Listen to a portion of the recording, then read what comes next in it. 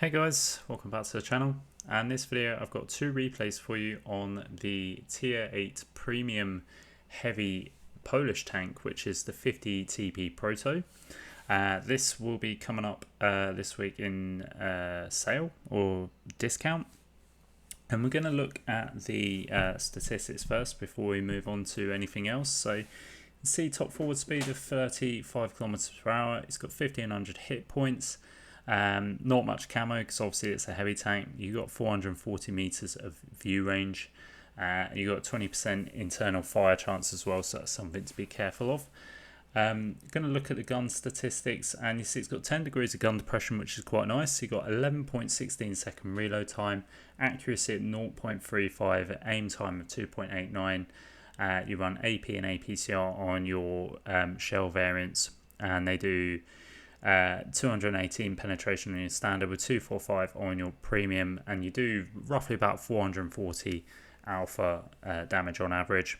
And your shell velocity, you've got just over 1,000 on your standard and 1200 meters per second on your premium rounds. And your premium bonus earns on this one is 150% your silver, 110 on tank XP. Your commander and free XP are just standard values. So looking at the armor profile, you can see this tank is predominantly set up with very good turret armor. So with your 10 degrees of gun depression, you can sort of play hold down effectively. The side armor isn't too bad. Looks like you got some spaced armor on the side, which will be quite nice. So heat rounds shouldn't really go through on that side. It should get absorbed into your tracks and your side. You can see the lower plate's got a bit of armor, but it can be penetrated, so just be careful of that. The engine and the fuel tank's obviously located in the rear of the tank, and your ammo racks are located on either side of the hull and also on the right hand side of the turret. So what do I set up on equipment wise? I run vents, gun rammer and vert stabs. And on the perks I run Born Leader, Rapid Reload, 6th Sense, Steady Aim, Snapshot, Situational Awareness, Trap Mechanic, Run and Gun. If I was probably going to run anything else, I would probably give it Armor Angling or Off-Road Driving or Clutch Braking, one or two, just to improve that mobility a little bit better. So anyway, we are on the first replay here. We're on Sunset Coast and we are gonna go into the middle position. I think we're top tier in this game, so don't have to worry about sort of tier 10s, any nasty tank destroyers or anything like that. Should be able to sort of play hold down quite effectively in the middle here, and that's sort of my thought process. Gonna get in the middle. It's a nice brawling zone there. You can sort of brawl with this tank pretty effectively at tier 8 there. Sort of being top tier, you shouldn't have too much of a problem being able to sort of use your turret armor quite effectively. And like I say, 10 degrees of gun depression, which is quite surprising that a tank such as this has, just makes it all the more nicer. So coming across here, we was going to try and see if we could potentially get a shot on that light tank, but he just gets into cover. Didn't realise that there was sort of cover for him to sort of get into there. Probably should have just maybe snapped that shot. But I wanted to sort of take the time because, as you see on the stats that we run through, 2.89 second aim time with 0.35 accuracy is a little bit on the derpy side, so you have to be careful with that. Snapping that shot into a light tank, yes, it could have penned, but more than likely probably wouldn't have done. So anyway, we come up to the middle here and we see this Panther's over peaking slightly. We do get a shot into him, tracking him in place, but unfortunately it doesn't look like any of our tanks are in a position to get shots into him. Usually we'd expect a couple of tank destroyers sort of sitting behind to be able to get some shots in.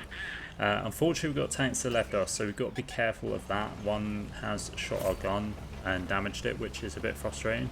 Getting a couple of spots here as well as we're poking up. I think we're getting some spots on the left side.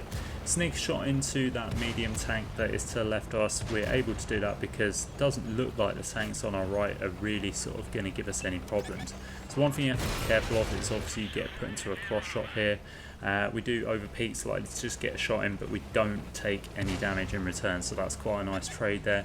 whittling that medium tank to the left of us down to a one-shot. He unfortunately pulls out the light tank, has flipped himself, but we can't quite get a shot in. We do take our first shot of damage there, which was from that Centurion or Huntsman, whatever it is, but then we do take quite a sort of hefty round from Type 59, so that's not great. That was kind of our fault because we wasn't quite, we were over peaking, we were sort of not playing properly hull down.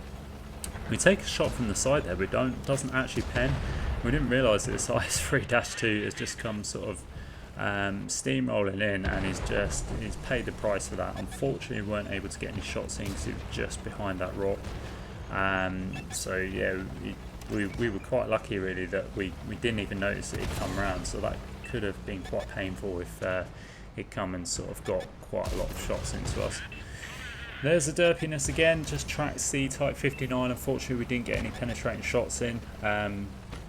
Maybe if we'd sort of had a little bit more better accuracy, that might well have penned, or if we'd sort of had a bit more time to aim, that could have just penned it.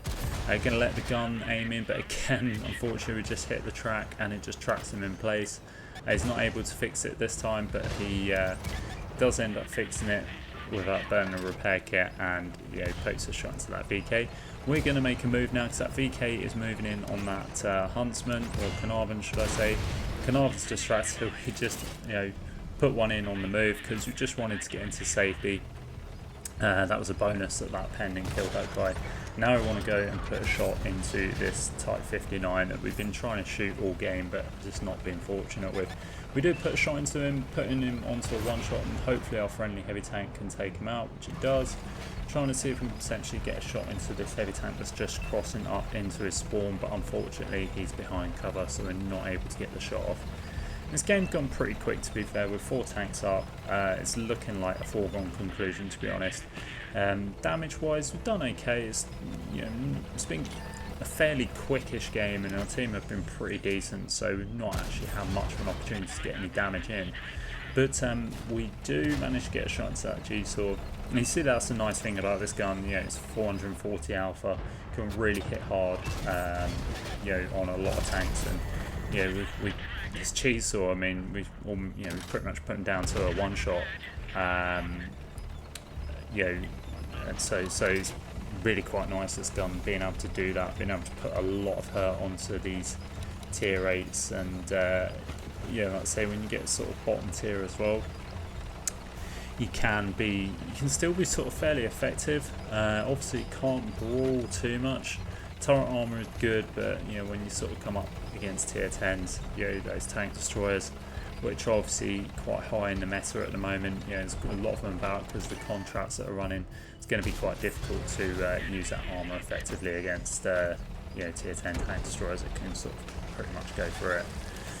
The Cupola's a bit of a weak spot as well, which one thing you have got to be careful of. Even sort of at tier 8s can potentially go for it, so again, something else just consider and be careful of. So we've got a few shots into the tanks, and we thought the SU was going to be over here. Actually turns out he's behind us. I'm not really sure. We thought he was behind because we'd seen a shot come this way, hit the water.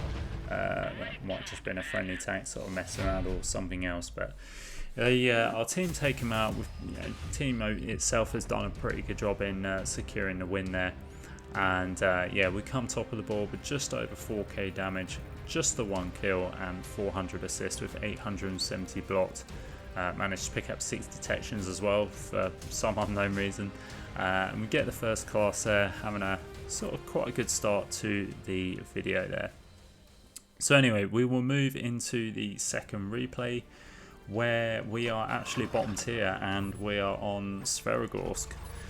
So yeah, this was quite a fortunate game actually, because I think this was the first game I'd actually played in this tank for quite a while. I've had this tank for a very long time, but I've not really played it, mainly because I don't know, just heavies weren't my thing, but decided to give it a spin out, obviously because of the discounts that are coming up, I thought it'd be good to sort of get some replays, get a review on it, and show you basically what it's like and what you get for your money's worth, really. So I don't know how much this tank is going to be available for in the store, but I know, let's say, from what World of Tanks Discord news said, it was coming up for obviously the Poland in service celebration. So yeah, it's going to be in the store for a discount or on sale at some point. So yeah. So anyway, sort of back to the replay. So we've managed to sneak a shot into that medium tank there, that CS59. We've got to be careful. Obviously, the CS59 has, you know, similar alpha actually to this tank, and also it's got quite good DPM, so you don't want to take too many shots off the black guy. But we're going to poke again, and we're going to sneak a shot and get a roll over 500 there. That's a real nice high roll on that CS59, and we'll take that. That is, you know, really quite decent there. Just trying to sort of use our side effectively to sort of potentially bounce any shots. Let's say I'm not really been in a position where I've side scraped this tank, so I don't actually know how effective it is, but I assume sort of looking at the armor profile, how it is, you know, you can potentially bounce with it and side scrape with it fairly well. But we're going to try and see if we can potentially take out CS59, bearing in mind that there are potentially tanks at the back there. See that AMBT, now this Panzerjäger has just gone steamrolling in. We've managed to get a shot onto the CS59. The E3 takes him out. We do bounce a shot off of that chisel there. That chisel is now running away, so we're going to take the opportunity to poke out and sneak a shot into the rear end of it. The team have done quite well actually. We're only 2 tanks down. We've already killed 5 tanks, so we're gonna sort of start pushing now. This E3 has come around. We see this big waffle, and we're just poking back. So we don't want to take any shots off this waffle because that is going to hurt. That waffle can pretty much, you know, clip us out if he wanted to. And he's trying to get some shots onto us. Unfortunately, doesn't. The Oni, or the Yoho, sorry, does get a shot into us, and yeah, we're just kind of waiting for we're just supporting our E3 here. I'm feeling sort of quite confident because obviously E3 has some, you know, ridiculously good armour. The Oho just decides to go for us. That's a good shout. I mean, if I had the choice of shooting an E3 and a 50 TPR, I would definitely go for the 50 TP without a doubt, because the E3 is just strong as hell. Now the waffle comes around and he's just focusing on the E3. He's got a full clip loaded and he manages to take out the E3, and then he puts a shell into us, putting us on a one shot now. But I know he's on reload and I know we can take care of him, but we've got this Hori here, so we decided to take out the Hori first, just because I know the the waffle's going to be on reload for quite a while. He's a one shot, the Hori's a one shot. Hori's going to reload before the waffle, so it was just, you know, simple mathematics in my head, to be fair. Just get rid of the Hori first and then deal with the waffle, and that's what we've done, and we got our third kill. We only done 3.1k damage. There's still 5 tanks left, and yeah, basically what we're going to do now is just take absolutely forever and so many shots at this AMBT and not pen him. It's really annoying because he gave us his side there. He sat still for so long, but we've been on reload and we're not really timed our shots well here. And yeah, there's only 3 tanks left. We probably should have closed the distance here rather than sort of messing around with this AMBT. We could have pushed in and potentially put some more shots onto the tanks that are left, but you know, unfortunately we just wasted too much time and rushed our shots too much to try and get shots into that AMBT. But we do pick up the win. Team does well again, and you know, come top of the board again. Only 3 kills and 3.1k damage, so not as much as the last game.